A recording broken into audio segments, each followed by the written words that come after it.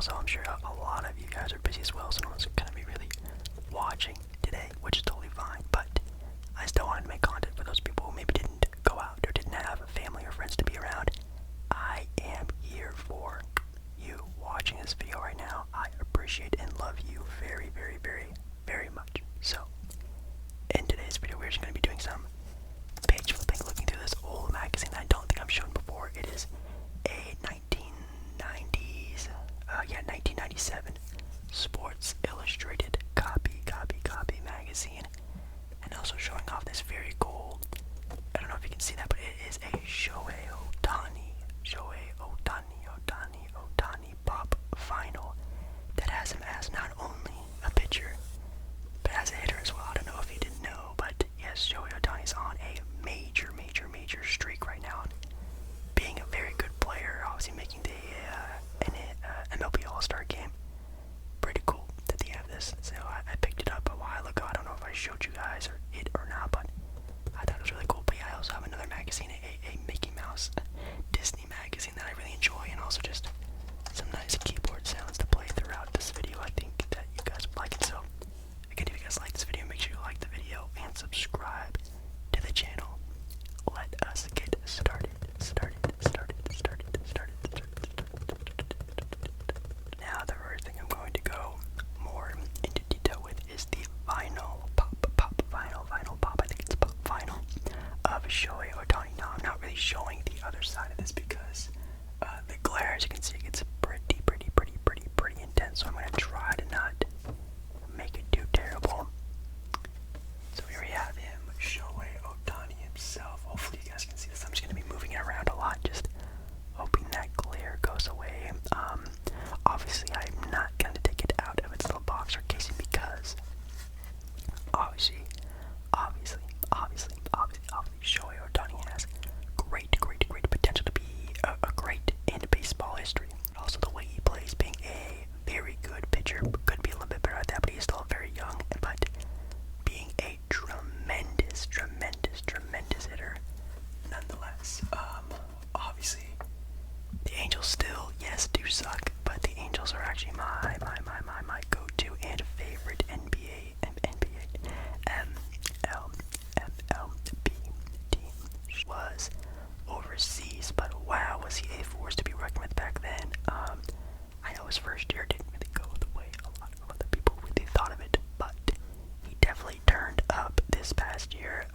Obviously with Mike Trout missing a lot of this year, Ohtani really had to step up, and he really is. Now obviously the rest of the Angels still suck, and I know that, but we really do value his pitching, because obviously the Angels pitching is absolutely atrocious, and his hitting is arguably one of the best in the game. He's going to be participating in the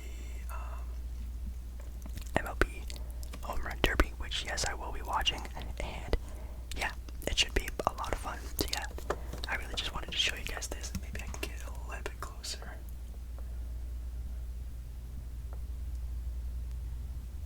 Again, I'm trying just to not get that nasty glare for you guys, but there are a lot of other ones they have here. They have Chris Bryant, Aaron Judge, they have Bryce Harper, they also have Anthony Rizzo, Mike Trout, which is the one I'm trying to look out for. Obviously being from the Pacific Northwest, I ain't got no Angel ones, so I'm very surprised I found this one. I haven't found a Mike Trout one up here, which kind of sucks. Or even like a Tatis Jr., that'd be a great one to have. They have a Jose Altuve one, Will Myers, that's a really good one. Mookie Betts, that's really cool.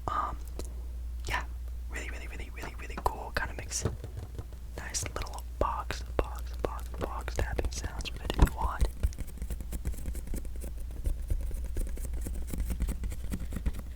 Very cool. And I love how these look.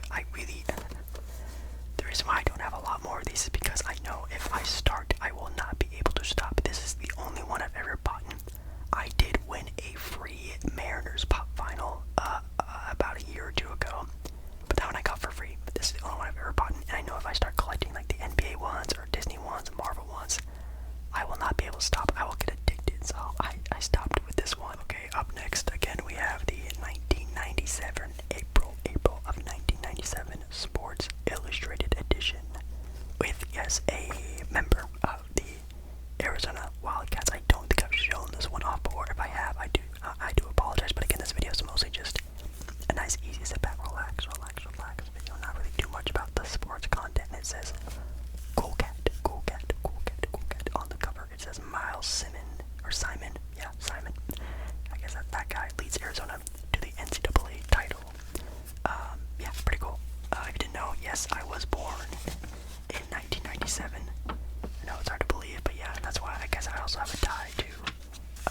Arizona, and them also being my favorite college basketball team.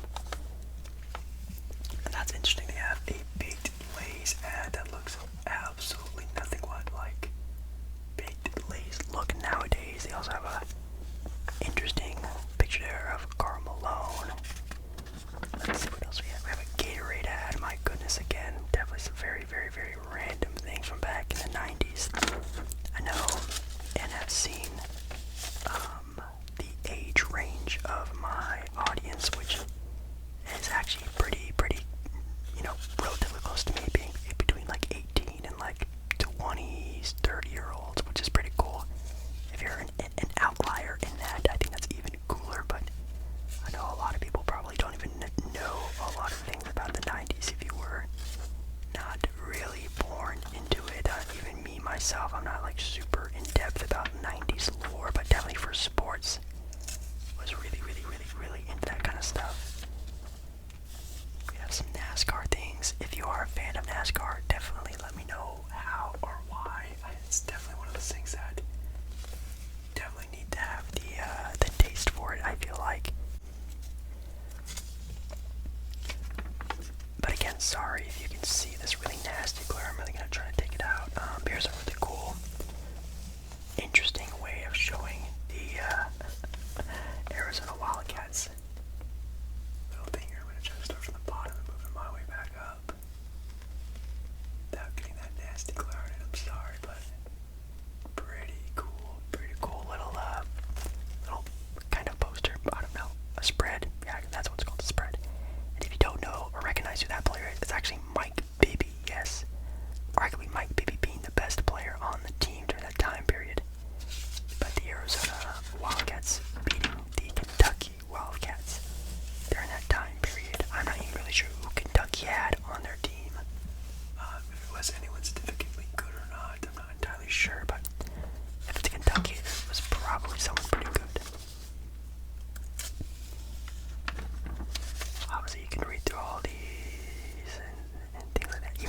Even nowadays, if I buy a magazine, which I never do because magazines nowadays are like, oh, I don't know, like $15 for a magazine, and you read it once and you're done. I mean, it's kind of hard to really get into a magazine, that's for sure. But here they are with the NCAA championship, I think. Yeah. They still are selling CDs back then, ladies and gentlemen, yes. Oh, actually, no. This is actually a part of a smoking ad. Yeah, it's Camel cigarettes. Yikes, that's atrocious. That's pretty crazy. Yeah, back in the, I guess this was like later 90s, but definitely like early 2000s, they really stopped doing that a lot. I have some older magazines, if you've seen those. I mean, those are filled to the brim with cigarette ads and things like that. It's pretty weird.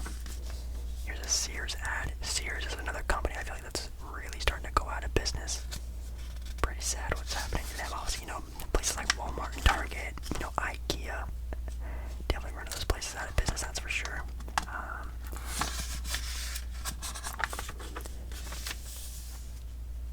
Let's see what else we have here. Cowboys. I just did a football, what was it? A football jersey review video, which is kind of cool. But here they have the players and positions here, and they have their cap cost. I'm guessing that's how much they were making that year. And for Deion Sanders back in 1997, was only making $7.5 million in 1998. Players like Troy Aikman, let's see, Emmitt Smith, Kevin Smith, great players, man. They were making jack squat back in those days. Now, if an NBA, NFL player isn't making over 10 mil, they're crying like a baby, it seems. Oh, here's a really cool ad for NBA on TNT. Very, very, very cool. Actually, they used to show NBA games on TBS, if you guys didn't know that. Obviously, they do NCAA games, but not professional ones. Here's a really cool article about Sharif Abdur-Rahim, who was a really good